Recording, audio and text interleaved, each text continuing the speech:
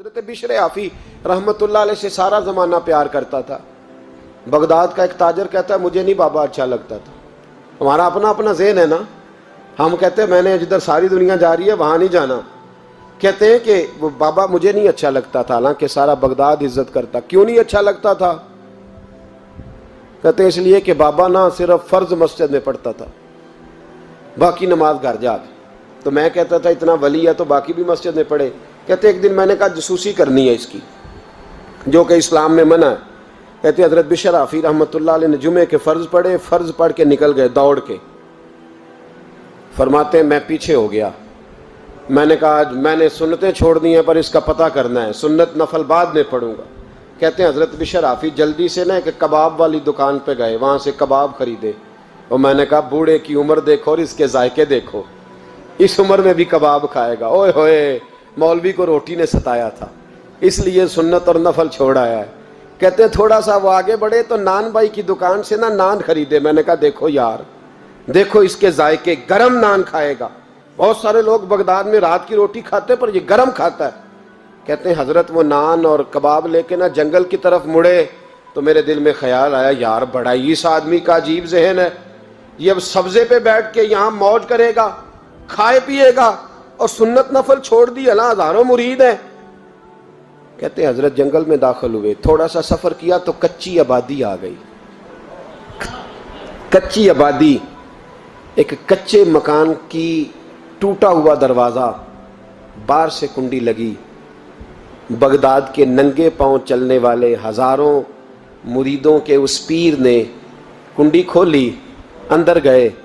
ایک فالج زدہ بابا جی بیٹھے. کہتے ہیں حضرت بشر عافی نے اپنی پگڑی کھولی اور اس آدمی کے منہ سے پانی نکل رہا تھا, رال ٹپک رہی تھی.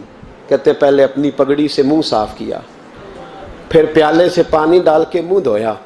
پھر حضرت اس کے ٹانگوں پہ کپڑا ڈال کے روٹی کا لقمہ توڑ کے اس کے منہ میں ڈال کے کہنے لگے بابا ناراض نہ ہونا, جمعے والے دن مجھے دیر ہو جاتی ہے, ابھی تو میں نے سنت اور نفل بھی پڑھنے ہیں, ناراض نہ ہونا مجھے دیر ہو جاتی ہے. کہتے ہیں وہ بابا رو پڑا اور کہنے لگا بشر یار 14 سال ہو گئے تو روز آتا ہے. 14 سال, یہ 1 صدی کا قصہ ہے, 2-4 برس کی بات نہیں. 14 سال سے تو روز آتا ہے. میں پتہ نہیں کب تک لاش بنے پڑا رہوں گا, تو کب تک آئے گا؟ حضرت بشر عافی نے بابے کے آنسو پوچھ کے کہا بابا فکر نہ کر, آج کے بعد یہ جملہ نہ کہنا کہ تو میرے لیے بوجھ ہے. فرمایا لوگ سمجھتے ہیں کہ میں نے عبادت کر کے مقام پایا ہے, لوگ سمجھتے ہیں میں نوافل زیادہ پڑھتا ہوں, دنیا جانتی ہے کہ میری رات کی تسبیح زیادہ مضبوط ہے, پر میں ان میں سے کوئی بات بھی نہیں. میں تو تیری نوکری کرتا ہوں تو اللہ نے میری عزتوں میں اضافہ فرما دیا ہے. سوچ ہی صاف نہیں, نظریہ ہی ٹھیک نہیں, فکر ہی ٹھیک نہیں. اسلام نظریے کا مذہب ہے, سوچ کا. مسند امام احمد بن حنبل کی حدیث سنی, حضرت انس بن مالک فرماتے ہیں جب انسان نے روزہ رکھا ہوتا ہے نا تو روح ویسے ہی پاک ہوتی ہے اس کی. میں نے یہ سوچا کہ کچھ باتیں ایسی کی جائیں جس سے تھوڑی سی سوچیں بھی تبدیل ہوں, کچھ سوچوں کا وضو, سوچوں کا غسل, افکار و نظریات کی بھی بات ہو. ہم سمجھتے ہیں کہ شاید کثرت عبادت اصل ہے. اقبال کہتے ہیں یہ ذکر نیم شبی, یہ مراقبے, یہ سرور, تیری خودی کے اگر نگہباں نہیں تو پھر کچھ بھی نہیں. تیری خودی کے اگر, اور پھر عام چیز نہیں کہا یہ ذکر نیم شبی, سویرے سحری کا ذکر, یہ مراقبہ, یہ جو تو گھنٹوں اللہ کی یاد میں بیٹھا رہتا, یہ سرور. کہتے بے کیف عبادت نہیں, سرور والی. یہ ذکر نیم شبی, یہ مراقبے, یہ سرور, تیری خودی کے اگر نگہباں نہیں, اگر تیرے نظریے کو نہیں بدل سکے, تیری سوچ نہیں بدل سکے, تیرا ایمان مضبوط نہیں کر سکے, تیری خودی کے اگر نگہباں نہیں تو پھر کچھ بھی نہیں. اور خرد نے کہہ بھی دیا لا الہ الا اللہ تو کیا حاصل, دل و نگاہ, دل و نگاہ, دل و نگاہ اگر مسلمان نہیں تو پھر کچھ بھی نہیں. دل و نگاہ. اقبال کہتے ہیں ایک دل کا کلمہ پڑھ, دوسرا نظر کا کلمہ پڑھ, ان پہ پابندی لگا. دل و نگاہ اگر مسلمان نہیں تو پھر تو کچھ بھی نہیں, کچھ بھی نہیں. حضرت انس بن مالک کہتے ہیں میں حضور کے پاس بیٹھا تھا, حضرت عبداللہ ابن عمر بھی بیٹھے تھے, کوئی بات ہو رہی تھی, ایک حجرے میں بیٹھے تھے, دروازے پہ دستک ہوئی. مسند امام احمد میں حدیث ہے نبی پاک علیہ السلام نے فرمایا انس دروازہ کھولو، دروازے پہ وہ بندہ ہے جس کو اللہ بغیر حساب کتاب جنت عطا فرمائے گا، وہ بندہ ہے دروازے پہ۔ حضرت انس بن مالک کہتے ہیں میں نے دروازہ کھولا تو بندہ دیکھا، غریب سا ایک انصاری صحابی، اور بندہ بڑا سادہ، وضو تازہ کر کے آیا ہے تو پانی کے قطرے داڑھی سے بہہ رہے ہیں، اور چمڑے کے جوتے اس نے لپیٹ کے نا تو بغل میں چھپائے ہوئے، آ کے اتحیات کی حالت میں بیٹھا، حضور سے دو چار باتیں کی، چلا گیا۔ ہم اس کا رنگ دیکھتے رہے اور مصطفیٰ کا کرم دیکھتے رہے۔ اس کو حضور نے جنتی کہا ہے۔ کہتے ہیں اگلے دن اسی ٹائم اسی وقت ہم حضور کے پاس بیٹھے تھے، پھر دروازے پہ دستک ہوئی، حضور نے فرمایا دروازہ کھولو، دروازے پہ وہ بندہ ہے جسے اللہ بغیر حساب کتاب جنت عطا فرمائے گا، بغیر حساب۔ کہتے ہیں دروازہ کھولا، اور جیسے ہی میری نظر پڑی، بندہ بھی وہی ہے جو کل آیا تھا، اور انداز بھی وہی ہے جو کل تھا، اسی طرح پانی کے قطرے، اسی طرح جوتے بغل میں، السلام علیکم، کل حضور فلاں بات کی تفصیل پوچھنی مجھ سے رہ گئی تھی، غلطی ہوگی، دوبارہ آیا ہو۔ اس نے اپنی گفتگو کی، چند جملوں میں بات سمیٹی، چلا گیا۔ فرماتے ہیں اتفاق کی بات کہ دن تیسرا، بندے بھی ہم دونوں، میں اور عبداللہ ابن عمر۔ حضرت انس بن مالک کہتے ہیں دونوں بیٹھے تھے، سیم ٹائم سیم ڈے۔ پھر دستک ہوئی، حضور نے فرمایا دروازہ کھولو، اور مسکرا کے فرمایا دروازے پہ وہ بندہ ہے جسے اللہ بغیر حساب کتاب جنت عطا فرمائے گا۔ کہتے ہیں کھل اٹھے ہمارے چہرے، باہر گئے، دستک ہوئی تھی، دروازہ کھولا۔ فرماتے ہیں مجھے یقین تھا وہی ہوگا جو 2 دن پہلے آیا تھا، اور میرے یقین کے مطابق ہی کام ہوا، وہی بندہ تھا جو کل بھی تھا، جو پرسوں بھی تھا، حالت اور کیفیت اور انداز بھی وہی تھا۔ پانی کے قطرے بہہ رہے ہیں، اور اس شخص نے جوتے بغل میں دبائے ہوئے خدمت میں حاضر ہوا، بیٹھ گیا، بات چیت کی، چلا گیا۔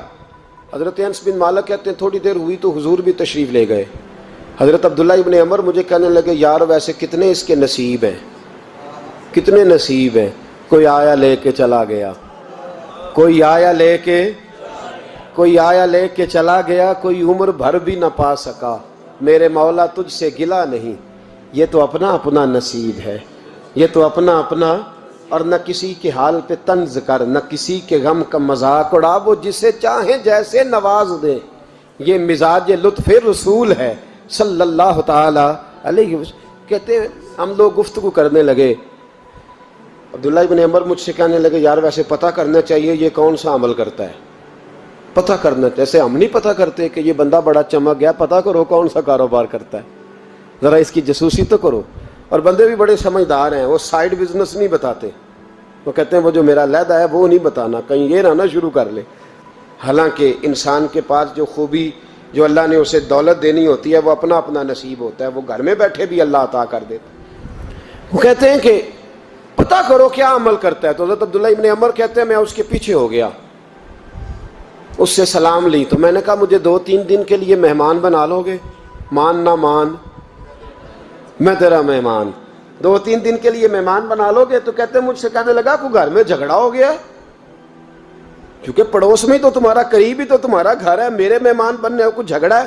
تو میں نے کہا چلو ایسے ہی سمجھ لو، پر مجھے مہمان بنا لو۔ کہتے ہیں میں 3 دن اور 3 راتیں اس شخص کے ساتھ رہا، وہ کتنا صدقہ کرتا ہے میں نوٹ کرتا رہا، نماز کتنی پڑھتا ہے، اس کا کیا، میں چاہتا تھا کہ وہ عمل مجھے ملے، اس کی برکت سے مصطفیٰ نے اسے 3 مرتبہ جنتی فرمایا ہے تاکہ وہ کیفیات مجھے بھی ملیں۔ حضرت عبداللہ ابن عمر کہتے ہیں کہ میں نے کوئی خاص چیز نہیں دیکھی، وہ عشاء پڑھتا تو فجر تک بستر پہ کروٹیں لیتا، اور میں الحمدللہ اٹھ کے تہجد بھی پڑھتا، نوافل بھی پڑھتا۔ کہتے ہیں وہ 1 سپارہ پڑھتا، میں 3 پڑھتا۔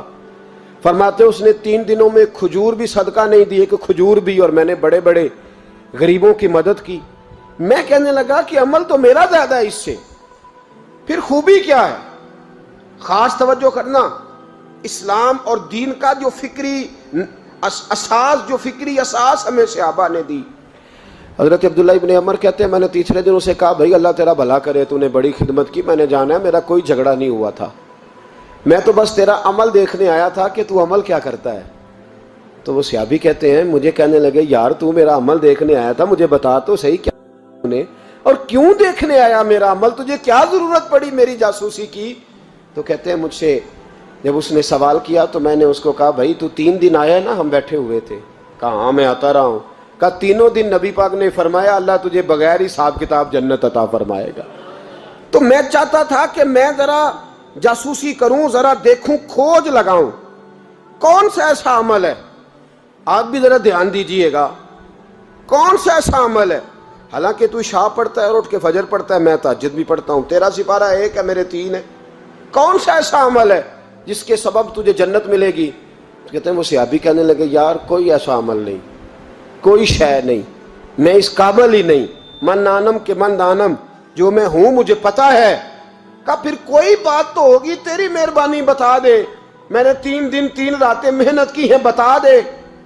کہتے وہ کہنے لگے اگر تجھے بتاؤں نا تو پھر سن، میں جب رات کو سوتا ہوں تو اپنے دل پہ نظر ڈالتا ہوں، اور سویرے جب اٹھتا ہوں تو پھر اپنے دل پہ نظر ڈالتا ہوں، موبائل پہ نہیں، کنجی پہ نہیں کہ چابیاں کدھر ہیں، بٹوے پہ نہیں، میں رات کو سوتے ہوئے بھی اپنے دل پہ نظر ڈالتا ہوں، سویرے اٹھتے ہوئے بھی میں سب سے پہلے اپنے دل پہ نظر ڈالتا ہوں۔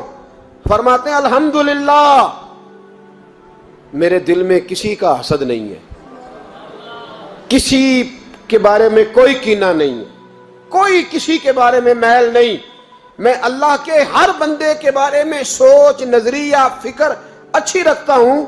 اور فرمایا میں تیرے بارے میں بھی عبداللہ یہی سوچتا ہوں کہ تو مجھ سے زیادہ نیک ہے۔